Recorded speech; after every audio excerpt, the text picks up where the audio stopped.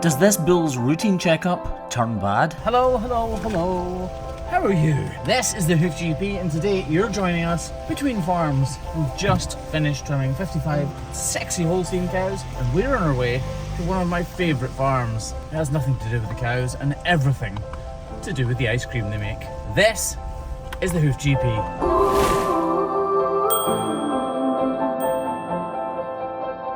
So like I said in the intro, we have just finished trimming 55 cows. It's a nice day. It's a nice day, isn't it? It's a lovely day.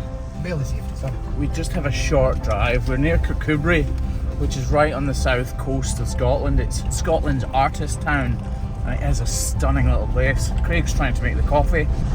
Trying.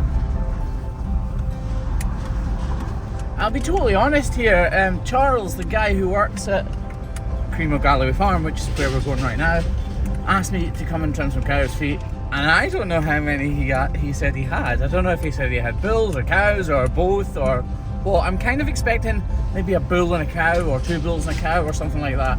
They look after their own feet. I don't mean the cows trim their own feet. I mean Charles looks after his own cow's feet. But sometimes Charles comes unstuck. Maybe there's a cow he can't quite fix, or maybe there's a bull that doesn't quite fit in his crush, and that's when he calls me, and Craigie boy. I'll let you into my mind's deep. Cover the fallen tears that have been long asleep. The lights are out and heaven's open. We can be everything we want. Oh, stop the clocks, the bees are home. Just like that, we are here. Let's see what's to do. This place is a bit different. The cows run with the calves. We need to get them out of the way before we can get the crush into position and start trimming.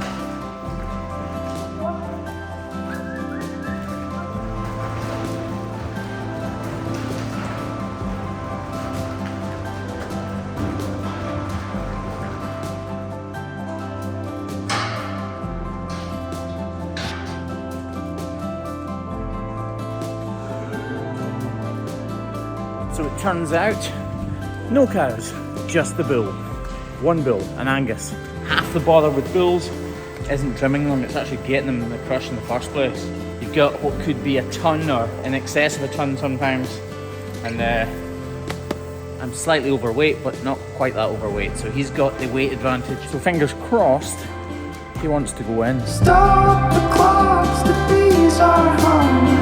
In between the contrasts of our soul.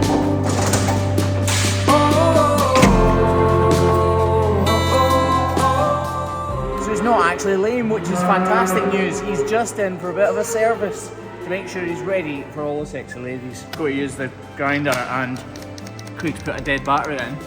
Thanks, Craig. I never touched the batteries. Was it me? Huh? Was it me that put it in? Yeah. Oh, it was me that put it in. I'll take that out in the edit. These battery-powered grinders are brilliant, they really are. They last for around 80 feet. Depending on how much you have to grind off, obviously. So it turns out, I've actually trimmed this bull's feet a few times in the past. He gets trimmed once or twice a year, every year. And this is his little maintenance trim to make sure that he's in perfect working order for the ladies during breeding season. This style of trimming is called the Dutch style, and generally the outside claw is slightly larger than the inner claw, which is why you usually see me taking more off that. I'm trying to make sure that both digits carry around the same amount of weight so that his soles don't become bruised and ulcerated because of it. This bull weighs just under a ton, so it is absolutely vital that the weight is spread as evenly as possible across the soles of his feet.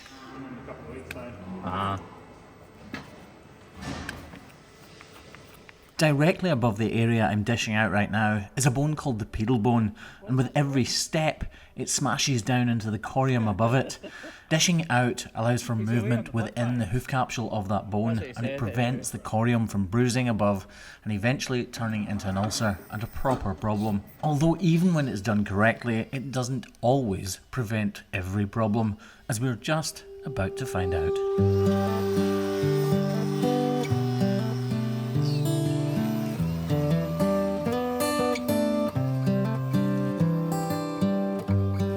Small problems like this crack in his outer hoof can really progress into problems.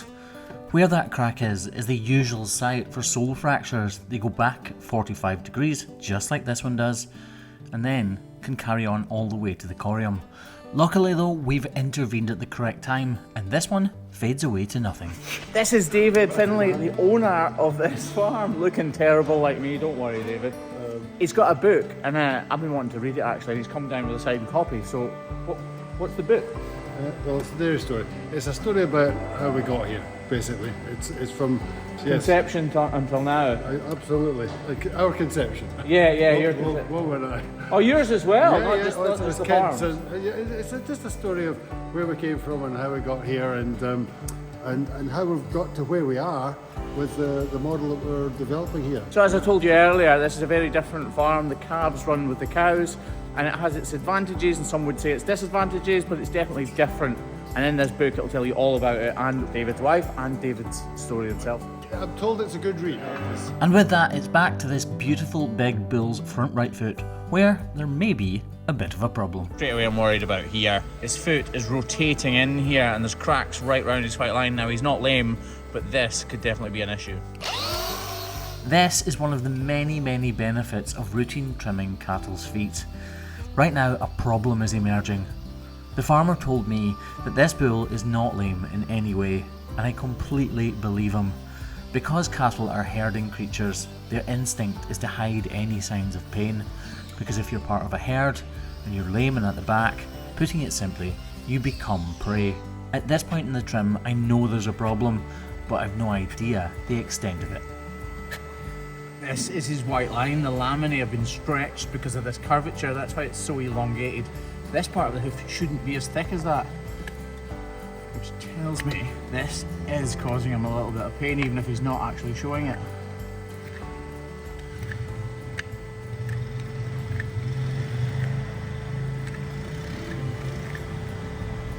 That little hole has gone all the way through to his corium, and if we press there, you can see we needed to trim that away to ensure that hole didn't transfer into a major issue, but now it's thin.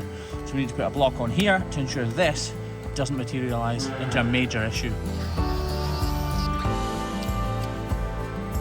Please make no mistakes, I am not citing this as a major issue. This is a very small defect in his white line, but it is one that would be causing him at least some degree of discomfort. This block will wear out in a few weeks, and by that time that portion of his white line and hoof wall will have regrown and thickened up, and he'll no longer need that block or be in any danger of becoming lame. I need to wait until this glue is fully hard, otherwise it'll just flex right off. It only takes maybe a minute and a half to 2 minutes. That's Craig fondling the bull. Craig, It's like the softest what have I bull said I've ever about seen. you? Don't fondle the cows. It's not a cow, Graham. It's a bull. Fair point. And after that rather awkward conversation, it's time for this big bad boy to go back to his home. He was supposed to turn left there, but clearly has other ideas. When you're working with bulls like this, you need to be unbelievably cautious, even if they do have love hearts on their chest. They are big, heavy creatures, and even if they don't mean to, they could hurt you in an instant. When it comes to this big guy, we need to take a few gates off their hinges to get him to go where he needs to go. Stubbornness gets you everywhere, including deconstructing the farm, just to get the bull back in his pen. And with that, all we've got to do now is wash up the crush. This has been the Hoof GP. Thanks for watching. Cheerio!